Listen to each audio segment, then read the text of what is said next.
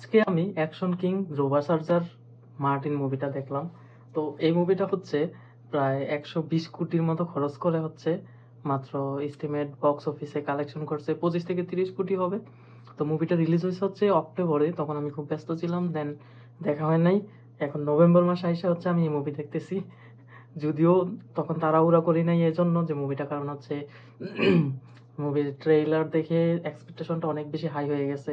তারপর যদি যেদিন রিলিজ হলো আমি হচ্ছে সময় পাই নাই, তো দেখার সময় পাই নাই বলে আমি কি করলাম, একটা রিভিউ দেখলাম। দেখলাম ওই অনেক বেশি নেগেটিভ রিভিউ দিছে। পরে আরো 2টা রিভিউ দেখছি, ওরাও দেখছি নেগেটিভ রিভিউ দিছে। তো এই জন্য ভাবছি থাক, এই মুভি যেহেতু এত নেগেটিভ রিভিউ আসতেছে, তাহলে এখন না দেখি, এটাকে আমি 1 মাস পরে যখন সুযোগ পাবো, সময় হবে হাতে, তখন দেখবো। তো আজকে হচ্ছে আমি দেখলাম, মাত্র শেষ করলাম। মুভি হচ্ছে ধ্রুব সরকার হচ্ছে ডাবল রোল প্লে করছে। ম্যাডনেস, পুরো ম্যাডনেস, মানে সেই ম্যাডনেস মুভিতে। তো কিন্তু কথা হচ্ছে কি, মুভিটার যে ট্রেলারটা দেখছি আমরা, ট্রেলার দেখার পর হচ্ছে ভাবছি যে এটা কেজিএফ, আর আর বাহুবলী, এই টাইপের যত সাউথ ইন্ডিয়ান মুভি আছে সবগুলো মানে শেষ করে দিবে। কারণ হচ্ছে এটা 11টা ল্যাঙ্গুয়েজে হচ্ছে রিলিজ করা হয়েছে এই মুভিটা, 11টা ল্যাঙ্গুয়েজে। তারপরে কেন পারফরমেন্স ভালো হবে না? আর হচ্ছে খুব বেশি হিরোর মাসালওয়ালা, মানে আমি কি করবো, অ্যাকশন, দমদার অ্যাকশন, ফাটা কেষ্ট, মানে মনে হয় যে পুরো একটা পাগলরা হচ্ছে মানে মুভিতে নামাই দিছে এরকম।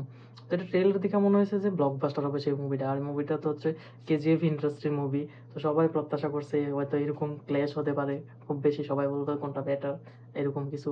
কিন্তু ওই এক্সপেকটেশন নিয়ে সবাই থিয়েটারে গিয়ে হচ্ছে হতাশ। আমি আমার বাসার থিয়েটারে দেখি হচ্ছে আমি নিজে হতাশ। বাট মুভিটা হচ্ছে ওইরকম এক্সপেকটেশন না রাইখা যদি ওই মুভিটা দেখি, তাহলে হচ্ছে মোটামুটি দেখা যায়। বাট ওইরকম এক্সপেকটেশন যে 11টা ল্যাঙ্গুয়েজে রিলিজ করতেছে আহামরি, মানে খুব মুভি, যারা হচ্ছে ডিরেক্টর প্রডিউসার, ওরা এমনভাবে প্রচার করছে যে এই মুভি অনেক কিছু অর্জন করে ফেলবো। তো ওদের এই কথাবার্তার দিকে তাকাইলে তখন মনে হয় না যে আসলে কিছু করতে পারছে। তো এই মুভিটা হচ্ছে আমি যতটুকু, আমি তো মুভি ছাড়া অন্য কিছু দেখি না, মানে রেটিং এটা সেটা হ্যান ত্যান, মানে আসলে মুভিটা কি হয়েছে না কত টাকা আর্ন করছে এগুলো আমি দেখি না। শুধুমাত্র 1 মাস পরে এই মুভিটা রিভিউ দিতেছি দেখে এটা আর্ন দেখছি। আমি জাস্ট মুভিটা দেখি, পুরোটা দেখার সাথে সাথে আমি রিভিউটা দিই আমার নিজের মতো করে, নিজের পার্সোনাল। তো আমি এটা রেটিংটা দিতে পারি 10/5, অর্ধেক পাওয়ারের যোগ্য। কারণ হচ্ছে সাউন্ডগুলো খুব বাজে, বিজিএমগুলো খুব বেশি ভালো হয় নাই, কিন্তু ওয়েপন, অস্ত্র, এটা সেটা হ্যান ত্যান খুব বেশি সলিড ছিল, ভালো ছিল, চাক্কাস ছিল। মুভি ঠিকঠাক ছিল, স্টোরিটা আরো বেশি দমদার হওয়ার দরকার ছিল, তাইলে হচ্ছে বেস্ট হতো, কিন্তু স্টোরিটার অনেক বেশি উইক পয়েন্ট।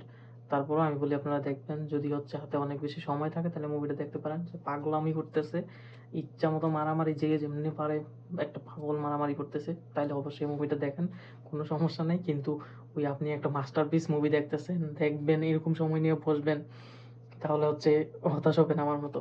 তো আমি চাই না এরকম কিছু হইতে। তো যথেষ্ট সময় আছে, আর যারা মুভি লাভার তারাই মুভিটা দেখেন। আর যারা হচ্ছে খুব বেশি ব্লকবাস্টার বা হিট হয়েছে, সুপার হিট, এরকম ভালো মুভি বা স্টোরি সুন্দর, হ্যাঁ বাজেট ইনকাম যাই করো কিন্তু স্টোরি সুন্দর, তারা এই মুভিগুলো দেখেন।